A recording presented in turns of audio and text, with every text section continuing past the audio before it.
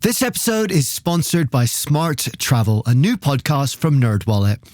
You know that one friend who always finds the best travel deals, picks the right cards, and somehow ends up in first class for the price of coach? How do they do that? Well, Smart Travel is like that friend, but in podcast form. They cover all things travel finance, like which travel cards earn their keep and which are just heavy, shiny metal, and planning group trips that won't ruin your budget or your friendships. So travel smarter and spend less. That's the key with help from NerdWallet. Follow Smart Travel wherever you get your podcasts. Armchair Explorer is a part of the Voyescape podcast network. Check out all of their shows from around the world at voyescape.com.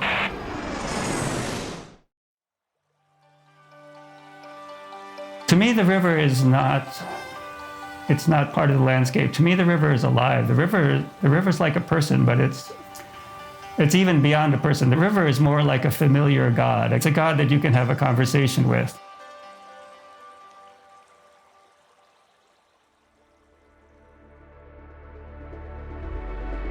Today we're heading to the largest, oldest, deepest freshwater lake in the entire world. Home to 1/5 of the world's freshwater, Lake Baikal is known as the Pearl of Siberia. It stretches over 400 miles long and it's surrounded by jagged, snow-shouldered mountains and taiga forests, vast, frozen tundra on all sides. Like all lakes, Lake Baikal exists because of a river, and in this case, the Selenge, flowing 932 miles from its source in northern Mongolia. And today, in the company of writer and fishing guide Peter Fong, we're going to paddle all of it. Are you ready? Let's go.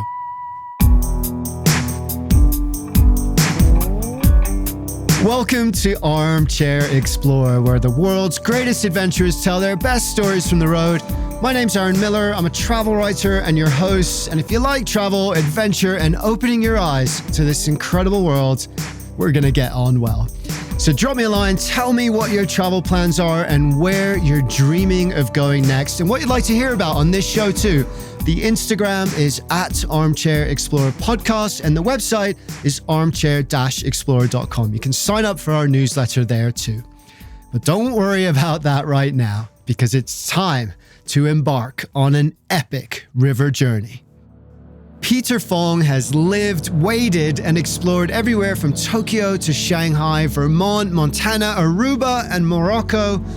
Perhaps no place has captivated him as much as the emerald grasslands and glittering sapphire waters of Mongolia, where he's been leading fly fishing trips for nearly 20 years. But things have been changing, and there have been plans for numerous dams and hydroelectric projects across the region. In 2017, the World Bank placed a temporary freeze on plans for 2 dams in the Selenge River. And while that was a victory for environmentalists, it may also have been simply a stay of execution. That's what scared him. So he decided to do something about it, something crazy, the world's first descent of the Selenge River. The place where we work is such a beautiful canyon. In any other part of the world, it would be a national park. But in Mongolia, this canyon that we take tourists to is actually just outside the boundary of the park. One night, we were having many bottles of wine, and I was wondering what happened if we went past our last camp. And when I traced it out on the map, I realized it went to Lake Baikal. And I didn't think about it too much more after that, but then the next winter when I was home, I read that they were considering a dam on the river. And of course, the fish that we fish for the time, and we're very far from the ocean, so they can't migrate to the sea, but they do migrate up to 60, 70 miles a year just along the river. So I thought, what would the dam do to them? Of course, it would interrupt their migration. And then I started reading more about the potential effects that the dam would have downstream as it got to Baikal. And I thought, okay, no one's done this. I looked online trying to figure out how much research had been done in this part of the drainage. And there's not much in English or German or an easily translatable language. It's mostly Russian. And a lot of that research is not like baseline science. It's more, about production. How productive can the river be for people? And it's all focused lower down on the other side of the border. Because on the Russian side of the border, the river, there's lots of mines. There's been a lot of logging. There's a big pulp and paper mill on the shore of the lake. They've done much more development on the Russian side than on the Mongolian side. But before the journey could begin, Peter and his team had to reach the headwaters on the summit of Mount Belcher in the Darhad Depression, an incredibly remote and rarely visited part of northern Mongolia. They began in the Ulan Taiga strictly protected area, a 1 million acre national park close to the Siberian border. And from here, they drove until the road ended, where they transferred to horses to take them the rest of the way. That's when the trouble started. I have an incredible fear of horses. I know how to ride, and I even rode as a child, but my mother used to raise horses. At one point, she had over 20 horses, but about a few months after she retired, she was thrown from a horse, had a traumatic brain injury, and never recovered. And she was wearing a helmet. She was an accomplished rider. She had been a show jumper, dressage, all of that stuff. She was a very good rider, but a rattlesnake spooked the horse and she fell. And this was something that changed not only her life, but the life of our entire family. So in Mongolia, it's just considered a fact that you will be able to ride a horse and that you will be comfortable on a horse and not afraid of them. But I don't have to tell anybody that I'm afraid of a horse. They already know. They can see me approach the horse and they already know, okay, we have to be careful with Peter when he gets on the horse. So that's how it begins for me. Of course, I've ridden a lot in Mongolia, but I can't get over that fear. That fear just stays with me. And so that's how it begins. I know we need horses to get to the top of the mountain, and I know I'm going to have to ride.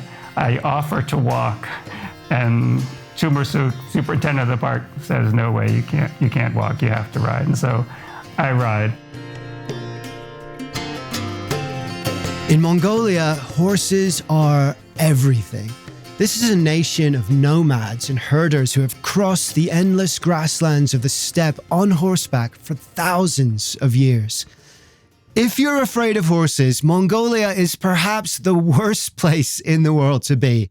And to make it even worse, Peter's horse wouldn't slow down despite his attempts, and he spent the next 2 days bouncing painfully to the foothills of Mount Belcher. From there, he scrambled a windswept ridge above treeline into a near vertical chute, clinging to the rock with freezing hands, inching slowly to the summit of the mountain. Mongolia is so different than, I've done a lot of things in North American wilderness and in Alaska and in Europe, in other places, but Mongolia is interesting because when you get to a place like the top of Mount Belcher and you can see for 50 miles in every direction, you don't see any roads, you don't see any buildings, but it doesn't mean there aren't people living there. There are people living there, and they've been living there continuously for thousands of years. So it's not like wilderness the way we usually think of in North America, meaning wilderness has no people in it. This is a beautiful place with an intact ecosystem and an untrammeled landscape. But people have been living there this whole time. They just haven't screwed it up. To me, that's very humbling and shows kind of an alternative to what Americans usually feel like, oh, there's a river, let's dam it and generate electricity. There's a mountain, let's take the top off and see if there's any minerals in there that might be worth something. In Mongolia, of course, those same ideas are starting to become popular. But for the previous 2000, no one was thinking in that way. They were thinking, let's graze our sheep, let's graze our goats, let's not have too many because that'll affect the grass, and let's just keep living this same way, this sustainable way, without trying to harm the landscape. They call Mongolia the land of the blue sky. There is a sense of limitless space here and unconquered beauty. All of the surrounding mountains, he writes, look huge and barren, and 5 long valleys radiate from Belchir's hub like spokes on some gigantic wheel. It's all rock and sky, clouds and water. We are above everything. No matter where you rest your eyes, near or far, there is no sign of any road or building. His journey had begun. The part of the river that we started on is inside what's called in Mongolia a strictly protected area. And the river itself actually parallels the border between Russia and Mongolia for a little bit. So we weren't allowed to go to that part. So where we started, I originally had hoped just to follow the first trickle of water off the mountain and down and watch it grow until it became a navigable river. But we didn't get to do that. Where we started, it's a relatively small river. If you're a fly fisherman, you could definitely cast across it. It was too small for the drift boats, but we had kayaks. And so we started those first few days where the river was small, we started in kayaks. And so that was really fun. With a little kayak, you can go fast. You're moving down beneath these huge canyon walls. We had good weather. We had beautiful sunny weather, and it was warm. We actually went swimming. So that was kind of one of the idyllic parts of the expedition. Of course, I love the people, my friends who live in Mongolia, and the animals and the fish. But my first love is the river. The river is, to me, the river is it's not part of the landscape. To me, the river is alive. The river's like a person, but it's even beyond a person. The river is more like a familiar god. It's a god that you can have a conversation with. Rivers are alive. If trees are the lungs of the planet, rivers are its blood and veins. They are an essential part of the water cycle. They support life and allow it to flourish. They provide us drinking water and irrigation. And within their constant flow, poets and philosophers have found deeper meanings too. Leonardo da Vinci said, "In rivers, the water that you touch is the last of what has passed, and the first of that which comes." And that too is why he was here. It's been said that fishing isn't really about catching fish. It's the language of that conversation. It connects you to that environment in the same way climbing connects you to the mountains and diving to the ocean. When I'm fishing, or even when I'm guiding, when I'm involved in that activity, whether myself or just tangentially as the guide, I don't think about anything else. All I think about, I'm always watching the river and the fly and the anglers, and I'm looking for fish, of course, and seeing how they react to the fly and making adjustments with the boat, and making adjustments with the rod, making changes to the fly. That's all I think about for the whole day. But the difference in Mongolia is that besides the smaller fish, the fish that look like trout and are about the same size as a trout that everyone's familiar with, we have this species called the taimen, which is related to the trout, but instead of being a foot long or even 2 feet long, they can be 5 feet long. And the river hasn't changed. The river still looks like a trout stream. It's clear and it has boulders and you can see the fish swimming around in it. But instead of seeing a foot-long fish coming up behind the fly, suddenly you see a 5-foot-long fish. I mean, a fish the size of a golden retriever. So it really changes your conception of what fly fishing is and even what a trout is. But these fish, they have lived in these rivers for hundreds of thousands of years. There's another old Mongolian folktale too about a big taimen that gets frozen in the ice during the winter. And a starving man comes upon the taimen, and the taimen tells the man that he can eat a little bit of him every day so that he won't starve to death. And then eventually spring comes and the ice melts and the fish swims away. And some people will tell you that that's why we have to take care of taimen, because taimen are taking care of us.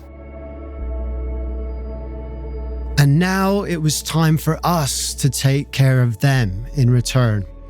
Their mission was twofold: to draw attention to a remote and beautiful landscape that has been stewarded by countless generations of nomadic herders and was now under threat, but also to understand more about the health of the river through the lens of its most charismatic species, the taimen, which is listed as endangered both in Mongolia and in Russia's neighboring region of Buryatia. Those fish are, when I say they're very valuable, I don't mean they're valuable in monetary terms. I mean they're very valuable as an animal because they're so rare and unusual. And it's like, an old elk in the mountains. That animal has knowledge and, that animal has significance in its ecosystem. So we would never want to remove it. It needs to stay there. And that's why the catch and release fly fishing.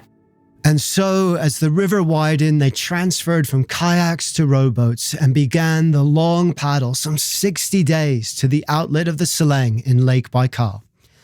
Days drifting on the river, sometimes in sun, often in storm, evenings casting for taimen. They passed through canyons of rust-colored cliffs and fantastically eroded spires, he writes. And beside grasslands, the dry green gold of August ends, studded with blue globe thistles and other late-season wildflowers. There was a day that Guido, Laney, and I were alone. We didn't have a native Mongolian speaker with us, and we're just floating down the river looking for a place to camp. The river was flooded. It had been raining a lot. The driver wasn't able to follow us, so we were just going to meet him a couple days farther down. And we got on a gravel bar, and we could not light a fire. It was really windy, all the wood was wet, but we had a copy of Bear Grylls' book about how to survive in 101 situations. I don't remember the exact title. It was in the bottom of a dry bag, so it was completely dry. So we just started tearing off pages of the book until we got a fire lit, and we got a beautiful fire lit with that book. I'm so thankful to that book. And we had all these sausages, hot dogs and Mongolian sausages, and so we cut willow sticks and we were cooking them over the fire on sticks. And I had this great idea that I'm gonna fly the drone down and watch as everyone's cooking over the fire. But of course, I forgot the drone is a helicopter. And as soon as it got close enough to the fire so that it was taking good picture, the fire just exploded and burned everybody's hot dog. So Lesson 102, if all else fails, burn the book. From here, it was still weeks of hard paddling to the end. They met local herdsmen camped in gairs by the side of the river, speaking with them about potential threats such as mining and climate change, but also about their own lives and challenges. They cast for taimen and collected samples in the river. They huddled around the fire and didn't burn any more books until eventually they crossed the border into Russia. Hey guys, if you're enjoying this episode, do me a favor, please help us spread the word about it. Tell one friend about one story you love. It makes a huge difference. And if you want to do more than that, go ahead, subscribe to the show on your favorite podcast platform. You can do that right now. And follow us on Instagram too, at armchair-explorer podcast. Come and chat, travel and adventure. We're going to get on well. Check out our back catalog too. Lots more river adventures there. Jordan Salama traveling the entire length of Colombia's Magdalena River is one of my favorites. We got Darcy Gechter going source to sea in the Amazon. And if this episode has piqued your interest about Mongolia, it's been on my bucket list for years. Check out John Rose's episode about horse trekking in Mongolia. We stay with some nomadic families, and he tries a couple of local delicacies, including arag, or fermented mare's milk, the national drink. Let's just say he had to hold his nose while he did it.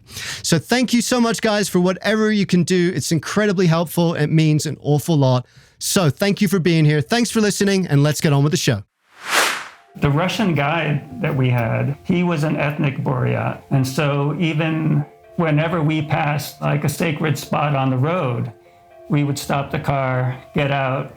In his glove compartment, he had this little set of shot glasses that fit in a leather case. And he would get it out and he'd line up the glasses. And if there were three of us, we would pour 3 shots of whiskey, and then we'd all make an offering to the shrine, drink our whiskey, and then get back in the car. But we also had other encounters with shamans. The Buryat people are indigenous to Mongolia and Siberia. For thousands of years, they were semi-nomadic and pastoral, raising cattle, sheep, goats, and camels in the screaming winds and long nights of the Siberian mountains. The Buryat live in one of the harshest places on Earth, yet they have endured. Nearly 500,000 still live in Russia and Mongolia today. And because of their inextricable ties to the land and its rhythms, Buryat religion has always centered around a reverence for nature, which is reflected in their traditional shamanism. And despite oppression and persecution from Russian authorities from 1920 to the early 1990s, shamanism continues to thrive in small pockets of the land today, particularly near Lake Baikal, which is known to the Buryat people as the Sacred Sea. We came to a place. It just looked like an ordinary place on the bank. We got out. The shamans were there on the bank. They had a fire and they were doing something at a table. And we didn't talk to them at first, but they called us over. They wanted to know what we were doing. They started pouring liquor into little glasses again. This is something that shamans do, I guess. But they were drinking vodka. So we each had a little toast of the vodka, and then they said they had something important to do. One of the shamans went down to the river. He was carrying something very big, and he unwrapped it. And I walked behind him to look at it, and it was about the size of a box kite, and very elaborate structure, latticed wood, and each piece of wood was intricately wrapped with silk and foil. It was all different colors, blue and gold, yellow, green, orange. I was looking at it thinking, what does it do? And it turned out to be not a boat exactly, but something that floats, because he set it on the river and let it go. And so this beautiful object that must have taken hundreds of hours to create just floated down the river. It was an amazing thing to watch. The river hurries it away so quickly, he writes, that there isn't time to fix an image in my memory. All I can recall now is feeling that I am witnessing the labor of hundreds of hours set forth on the currents of thousands of years. Someone has taken care of and for the river. This place where we were, once we'd been there for a little while, we realized it must have been a very important place, because all the willows, all the trees had little pieces of paper tied to the branches and silk scarves, and there was a lot going on in that place. And if we had had more time with the shamans, I would have asked. But as we were watching this go away, the shaman turned to us and said, "Are you guys going to stay here for a little bit longer?" And we said yes. And he said, "Well, we have another appointment. So would you take care of our fire?" And we said, "Sure, we'll take care of your fire. What do you have to do?" And he said, well, he pointed to the fire and he said, "This is very important. The fire has to burn out completely by itself. You can't touch it. Don't add any more wood to it. Don't put water on it. But just make sure it doesn't spread. Make sure it just goes out by itself. That's what you have to do." So that's what we did. We actually stayed there until after dark, watching the fire. Fire holds a deep significance in Buryat shamanism, representing purification and transformation. And in that moment, watching the fire burn low, their offering, those hundreds of hours of work and care, drift out into the sacred sea. Peter felt something of that transformation too. He had spent nearly 2 months on the river and traveled close to 1,000 miles. And what had started as a trickle on the slopes of Mount Belcher was now beginning to open into the mouth of the largest lake on Earth. The delta is the biggest freshwater delta in the world. It's probably 40 miles across. When you put the drone up, and I pushed the drone as far away from the controller as I could, still couldn't see the whole delta. It's really gigantic, and it's an incredible habitat for birds, and it's like the river in that it's not static, it's alive. There are these big islands and sandbars that are always rising and falling, so it's always cannibalizing itself, picking up sediment and moving it to other places. And there's an amazing number of channels. When we got in there, we realized we just have to find current and stay to the side that's going to be protected from the wind, because you can't see where you are. There's big, cattails, or they're not cattails exactly, but big rushes that are taller than you can see even if you're standing on the seat in the boat, because I did get up on the seat to try to see where we were, and you couldn't see. So it's really just a maze of channels. And of course, we didn't have a motor, we were just rowing. So you didn't want to get into a channel that you would have to back out of, because you would have to row the whole way. And the day we quit was storming as well. A lot of wind out of the north, and we were trying to head north, so the wind was pushing us back. We got out into the main lake, and luckily there's a big sandbar that protects that part of the delta from waves, because otherwise you would have waves building all the way across the width of Baikal. Probably there would have been, 7 or 8 foot waves, but instead we just had a little 3-foot swell, which was fine in the boat that we were in. The vastness of Lake Baikal is difficult to comprehend. Covering a surface area larger than Belgium and more than a mile deep, if it were emptied and Victoria Falls, one of the largest waterfalls on the planet, were to pour into it continuously 24 hours a day, it would take centuries to fill up. On a clear day, the turquoise water reflects the sky like a mirror in perfect symmetry. And when it freezes, the ice is so dense that trains can travel across it. And it is filled with life, like the Nerpa, the world's only freshwater seal. And nobody is sure how they came to be there. Their closest relative lived thousands of miles away. But the Nerpa is far from the only mystery. Lake Baikal is home to several unexplained happenings, from ghostly hallucinations to ships being enveloped in fog and never re-emerging. Once, a scientific submersible, the Pegasus, was nearly 4,000 feet deep when its crew witnessed a sudden and brief spotlight, shining from seemingly nowhere and then disappearing as quickly as it came. So it's no wonder this place is so significant to the Buryat people and so shrouded in myth and legend. Stories of chasms in the lake which are quite literally gateways to hell, and fearsome dragons lurking out of sight in the waters. And while you can see 130 feet down on a clear day, when storms arrive, the water is dark and foreboding, and it's easy to imagine those legends are true. I felt shocked in a way because it was so overcast and windy. Once I got out into the lake, I couldn't see anything. I couldn't see the shore.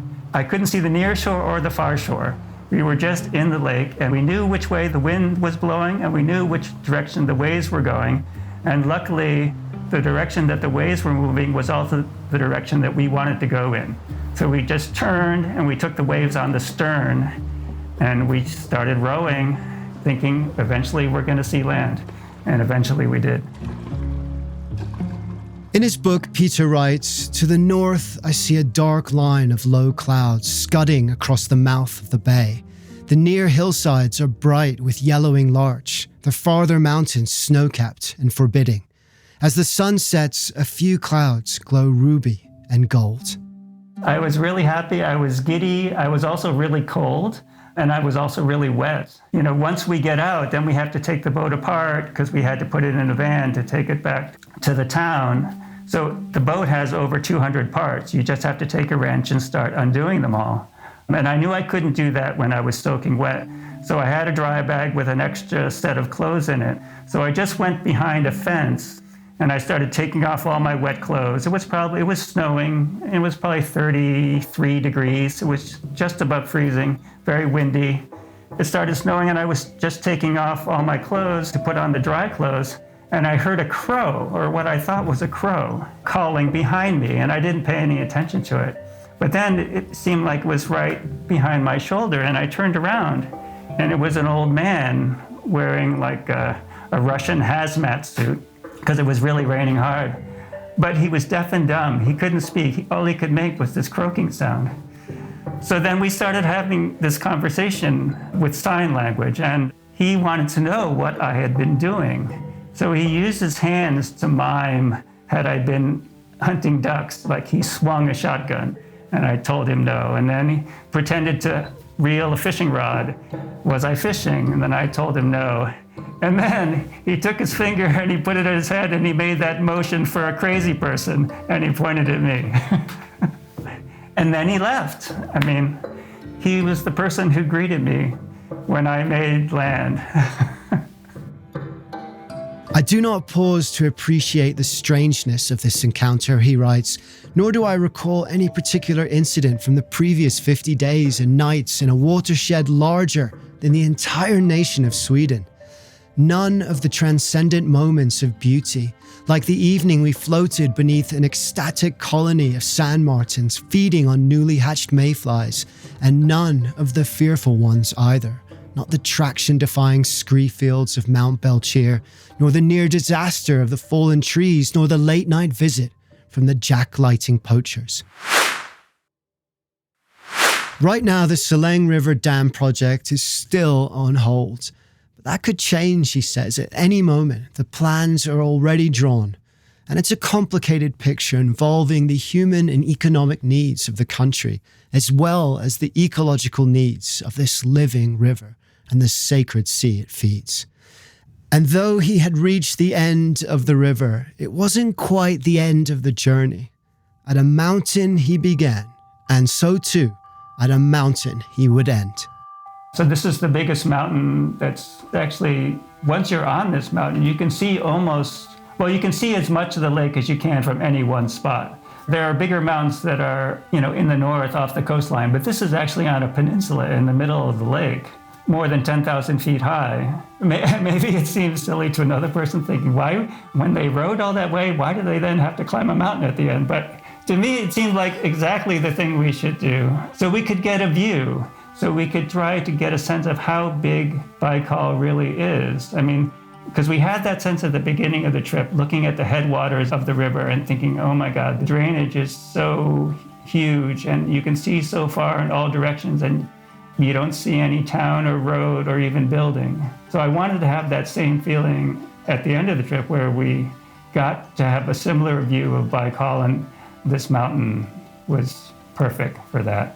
Again, it wasn't a perfectly clear day, but there was a high haze and there was a lot of snow at the top. And the top of the mountain is just a kind of a big plateau, so you kind of have to skirt around the edges to get the different views of the different parts of the lake. But I have to say the most memorable thing was when we were coming down from the mountain.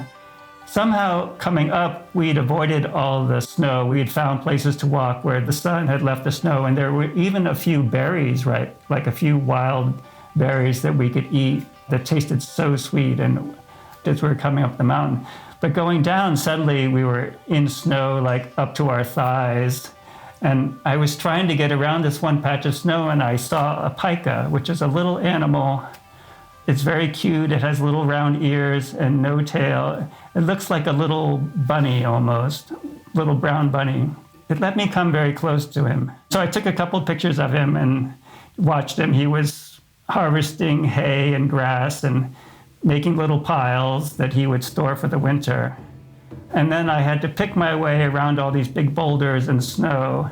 And I just looked back. And when I looked back, he was sitting on a ledge overlooking the lake. And he had an unobstructed view for miles. And it just seemed like he was the ruler of all he surveyed. I called him the little king of everything. I loved seeing him do that. And who knows what he was thinking as he was looking out over the lake. But that little animal really sticks in my mind. There is a concept in Mongolian culture. It's called himori, or wind horse. It relates to your personality or spirit and reflects strength and courage, inspiration and connection. And there on the summit of Mount Markovo, the almost incomprehensible immensity of Lake Baikal around him, the limitless land of the blue sky behind, and his little friend, the pika, next door. Maybe he felt something of that too. No man ever steps in the same river twice, the ancient Greek philosopher Heraclitus famously observed. For it's not the same river, and he's not the same man. It changed my life, and I hope when people read the book that even if it doesn't inspire the same love for the same river, maybe they'll think about the river nearer their home and the fish and the birds and the animals that live in that river and maybe look at them a little differently and think, if I follow this drop of water, where does it go? Who else is it nourishing? What would happen if it was shut off, if it was suddenly blocked and that river wasn't flowing anymore? One thing we found out is, aside from nourishing fish and animals and birds and then grass and trees, rivers are also moving a lot of sediment, and not just rocks and gravel, but also carbon. Like we think about in these days of warming, we think a lot about how carbon is transferred around the planet. But there's a lot of carbon that is flowing from rivers into the sea or into Lake Baikal. That carbon sinks to the bottom and then it's safe down there. It's not going to come back for a long time into the atmosphere and heat up the planet. So rivers are doing that work as well. We all have this narrative in our heads that says that's too hard or that's too far or this is impossible. When you feel something under threat, and for me, this river I love, I really feel like it's under threat. And that's what moved me to try and make this trip happen. I would say that it's important that we don't count ourselves out of anything. And that we don't forget that rivers are alive, flowing, moving, never the same, always chattering, always changing. And because of that, each one is unique. And in fact, like a true fly fishing addict, Peter had taken a week away from planning his Mongolian expedition to fish another river in Bolivia before he left. And it turned out that that river, which is part of the Amazon rainforest, has a completely different water regime. It's in a completely different ecosystem. The native people use it in very different ways than native people in Mongolia use their rivers. But it was under a similar threat.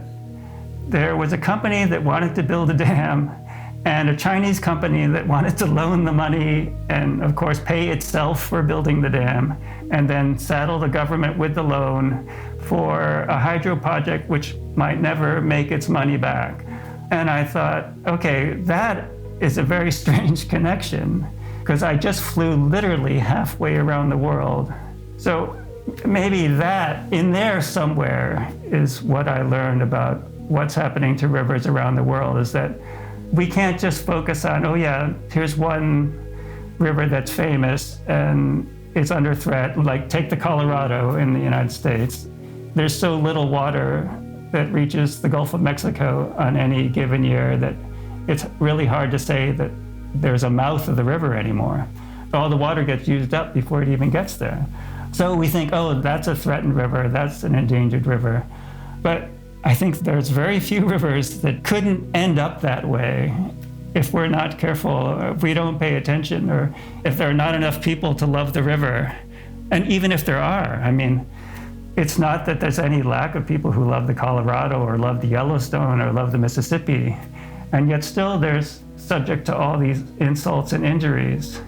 I'm optimistic enough to think that if there are more people who love the river and care for the river, then that's better. Then we have a chance of a better outcome. If I didn't feel like there was hope for the river, I don't know what I would do. To me, nature can come back from terrible things. Even things that nature does to itself, like crazy storms that wash lots of sediment into the river. If you were there on the day after, where it looks like a war zone and so much sediment has washed into the river that it looks like you can stir it with a spoon, like a stew instead of a river, you see that and your heart sinks and you think, oh, how can the river recover from that? But then you come back a month later and the water's clear again, you can still see the sediment. You come back a year later and a flood has washed out that sediment and it looks almost back to normal and the fish are there and the insects are there. So we are capable of doing terrible things to the river, but the river is also very capable of healing itself if we let it. So yeah, I'm optimistic.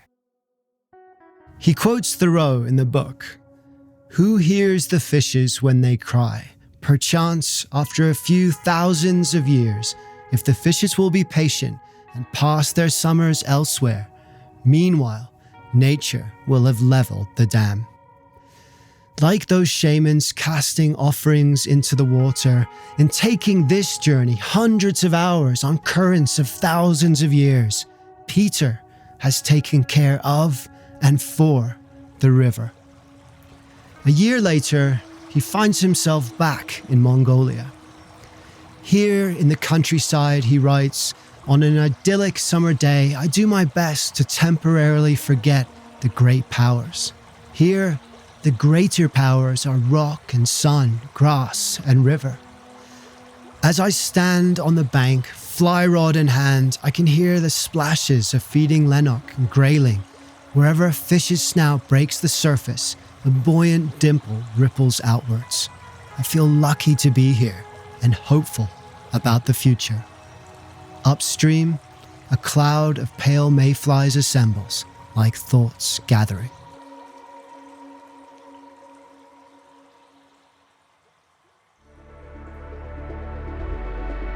Thank you so much, Peter, for bringing us to this little explored, ancient, majestic part of our world and for showing us all that it has to offer and all that could be lost.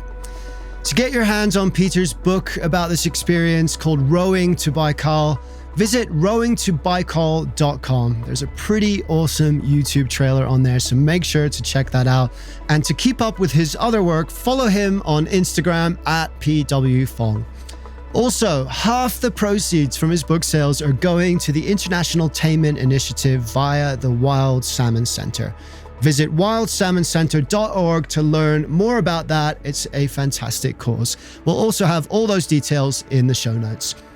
So thank you so much for listening. And don't forget to share this show with your friends. Connect with us on Instagram at armchair-explorer podcast and follow us on your favorite podcast platform. It takes just a moment and it really does us a huge favor that helps us to keep making this show for you. And don't forget, visit aptpodcaststudios.com for more on their shows as well. So until next time, keep looking for your himori, your wind horse, and keep stepping into new rivers. Because the more we look for wonder in the world, the more the wonder of the world becomes a part of who we are. Dare to be truly alive. This episode was produced by Armchair Productions. Find our other shows at armchair-productions.com. Armchair Explorer is a part of APT Podcast Studios. Jenny Allison wrote and produced the show along with me, and Charles Tyree did the audio editing and sound design. Our theme music was by the artist Sweet Chat. Quick question. Do you want travel tips from people who have actually been there?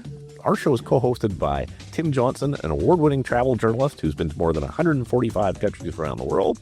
And I'm David Brody, the other co-host who's been travel podcasting for 20 years while traveling to 50-plus countries around the world. In about 10 or 20 minutes per show, we break down a destination with the kind of insight you usually only get from long guidebooks or hours of research. So if you want expert advice, zero fluff, and travel inspiration that you can actually use, search for Travel in 10 wherever you listen to podcasts, or you can also find us at voyescape.com.